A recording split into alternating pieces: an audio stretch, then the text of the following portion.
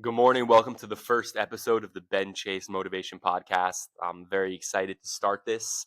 I'm learning a lot through this social media journey, and there are a lot of different aspects. There's people with experience. There's people who are posting content without their face.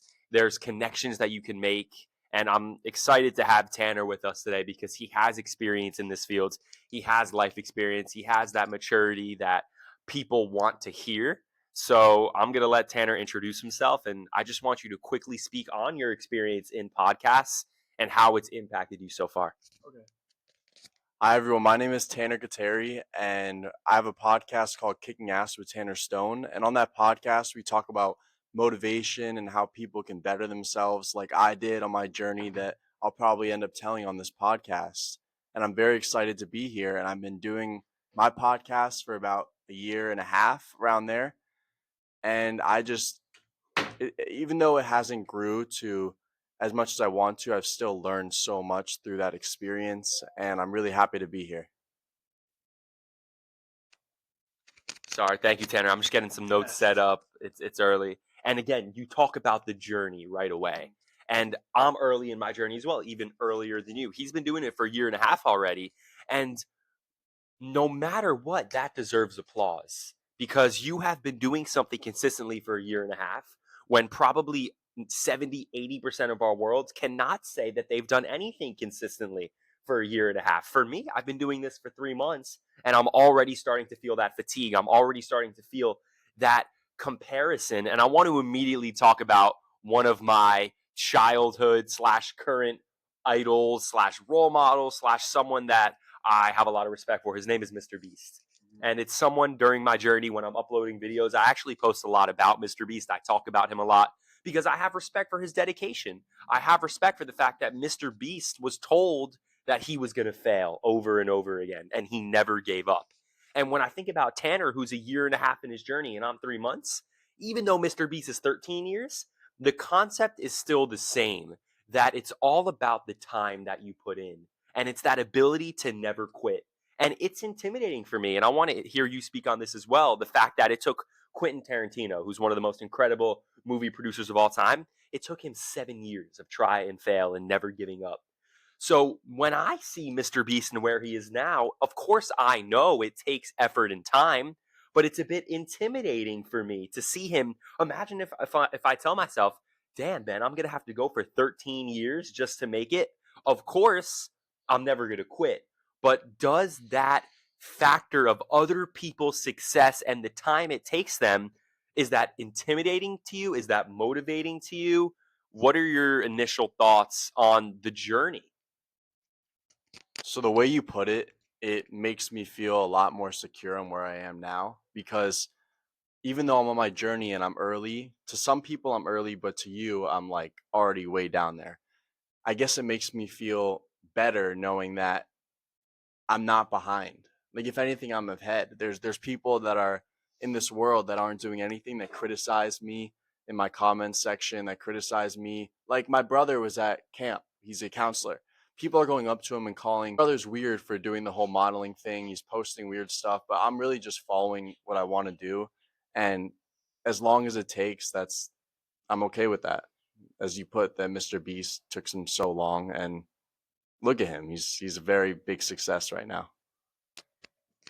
I think that's an incredible perspective. And to the viewers out there, are you whatever you're doing right now and you're listening, it's not just social media that requires the journey, that requires hate and pushback. I'd say social media influencers might actually be some of the strongest people because half of their career is dealing with hate and dealing with people giving them a hard time and dealing with trolls and memes just like you. And I'm going through that right now as well. So many people from my childhood who I grew up with are they always clown me, that they're trolling me. It's just how do you block out the noise? And clearly you are doing a great job with that. And people are going to talk. And you mentioned how some of those people might not be the most productive in their life. I'm not focused on judging anyone else. You necessarily don't know how productive someone is because they might be private about it or they might not be telling you about it. So I do everything I can to not judge people, even though when you get judged, the natural instinct is to kind of judge back and to assume back. It's just blocking out all that noise and focusing on your journey. The person who is listening to this right now, take a step back, look around, you have your friends, but the more effort that you put into you and your journey is only going to benefit you because you're not wasting energy judging other people. And all of us are a victim of it in a sense. It's human nature. However, how do you limit that ability where you're not judge? Let's say instead of judging 100 people a year, you're judging 2 people a year. You're saving 98% of that energy, and you can put that energy towards yourself. And that I feel like is one of those keys to success in the modern day, especially with social media. How do you simply focus on yourself first and not allow comparison to be the thief of joy? And then again, we can talk about Mr. Beast again. When I watch his videos, I try to leave jealousy behind and be Mr. Beast worked his ass off for that. He deserves to be where he is because he uploaded videos for 11, 12 years straight. He was innovative. He was smart. He made the right connections. And instead of me being jealous, instead of me being like, I'm never going to get there, why not look at the facts? And Mr. Beast has come out and given great advice. He talks all about work ethic, all about dedication. So, how do you focus on the process instead of other people's outcomes? And I feel like, again, that's one of the keys to success. And I want you to speak to that. The natural instinct of not just jealousy, but when human beings feel like something they're not. Short term gains for long term pains. An example could be drinking, an example could be eating sugar. The things in life that you know aren't good for you, but make you feel better in the moment. How would you say are good strategies or implementations to limit that and instead do things that are beneficial for you, like waking up early, exercising, and eating healthy? So what I'm getting at is your question is why would someone pick long-term success and long-term benefit someone long-term over short-term? Say Like again.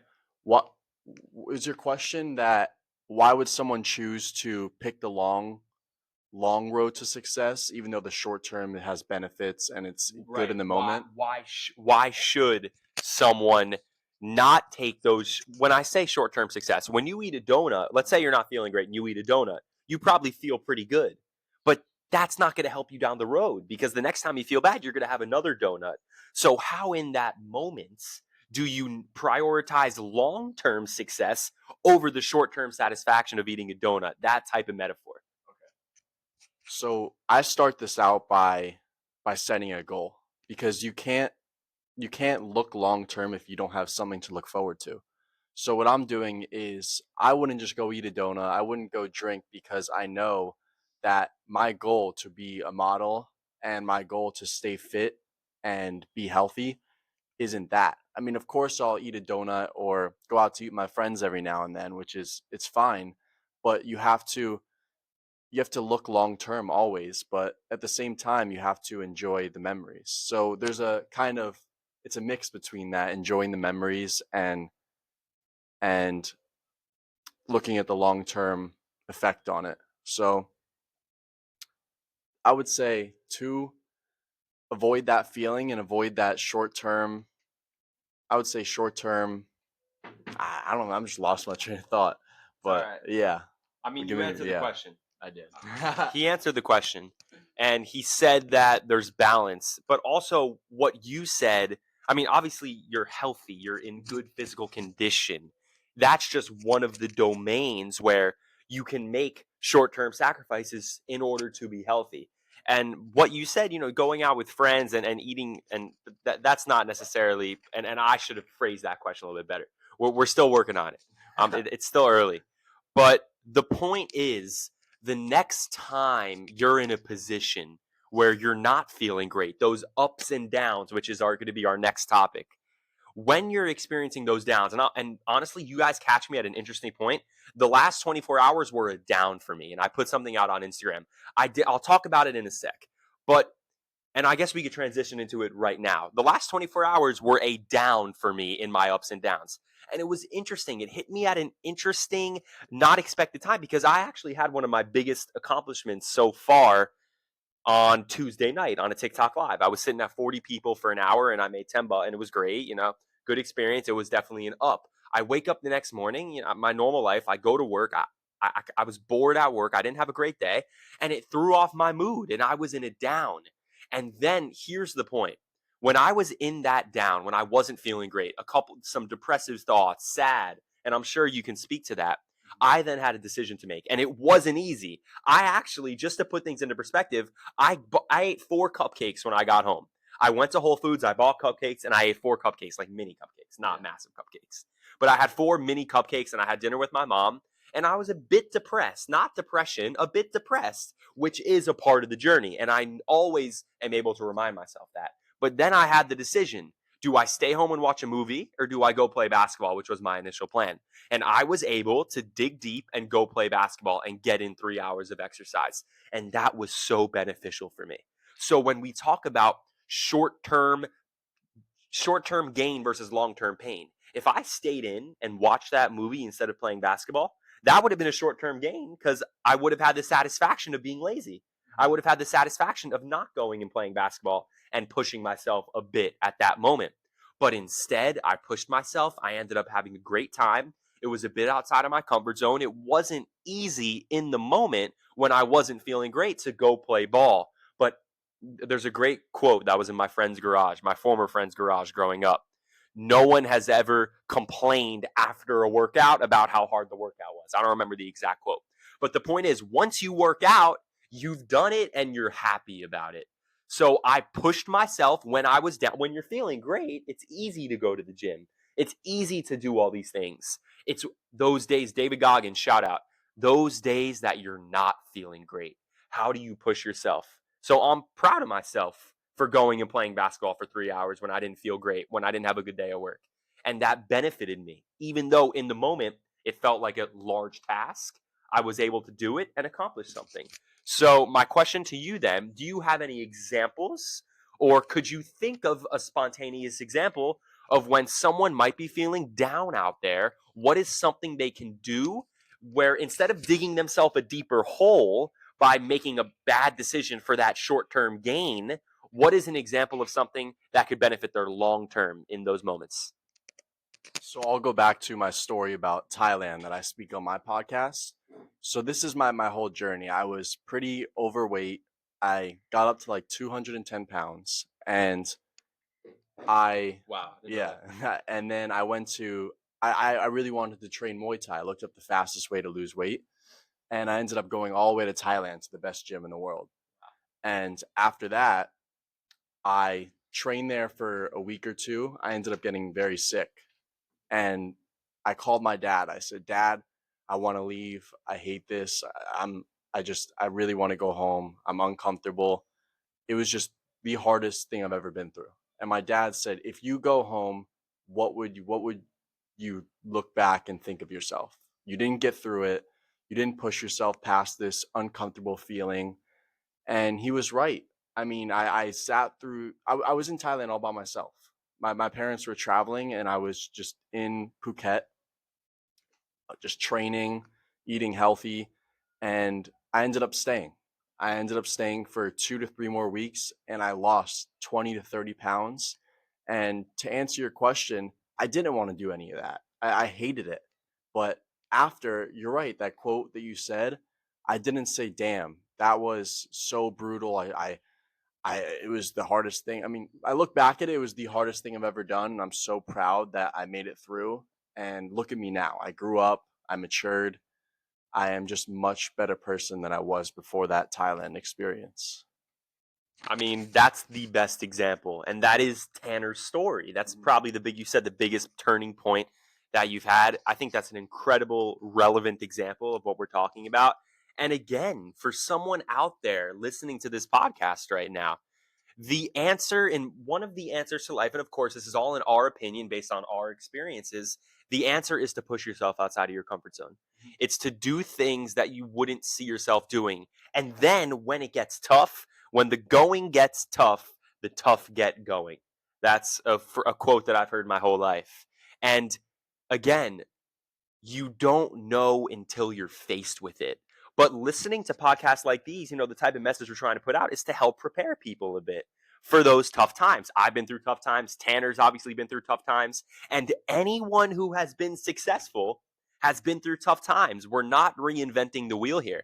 If you look at all these incredible people in the world, in my opinion, Mr. Beast, LeBron James, Kobe Bryant, Tiger Woods, pretty much any professional athlete, a Mr. Beast, other entrepreneurs, Kevin O'Leary, who I'm a big fan of these days, Mark Cuban, all these big time entrepreneurs, they've all had their backs up against the walls and they've all had to make that decision. Do I push through like you in Thailand? And even the small battles as well. I'd say Tanner's journey in Thailand is pretty out of this world, pretty incredible. Not a one in a million type of experience. But you know what's just as important? That day to day experience. For example, having a shitty day at work, coming home, and still going to the gym.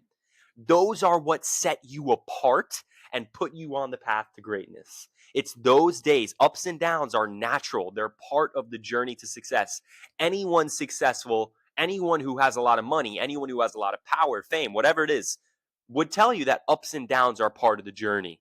And when you hit those downs, I think identifying that, okay, I feel like shit right now, but then saying, who do I want to be? Setting that goal, like you said, and following through on your goal. Being a healthy person is a part of anyone's goal, I would say. I mean, at the end of the day, you're chasing happiness and health, I'd say. Those are the two most important things. Not money, not even necessarily success. Without your health and happiness, you have nothing. And a big contributor to that is exercise. And you see a lot of people who probably aren't in the best shape. They're not that healthy. And if you're not that healthy, you might not be that happy. If you're not that happy, you probably aren't that healthy mentally and physically. So, how do you push through? Include, I'd say, exercise is another one of those keys to success. I mean, look at even Mr. Beast lost X amount of pounds. He's in great shape now. Obviously, all the professional athletes. Mr. Wonderful Kevin O'Leary talked about how he works exercise into his daily routine for the past 30 years because he's investing in himself. So I think the takeaway here, and I want to probably name this as part of the name of the podcast, is we have that short term pain versus long term gain, and the short term gain versus long term pain. And ups and downs are the natural process. And I think I want to actually wrap this up. One more question. I want to keep it right around 20 minutes. So that's the vision for right now for this first episode. But I want to end on one more takeaway.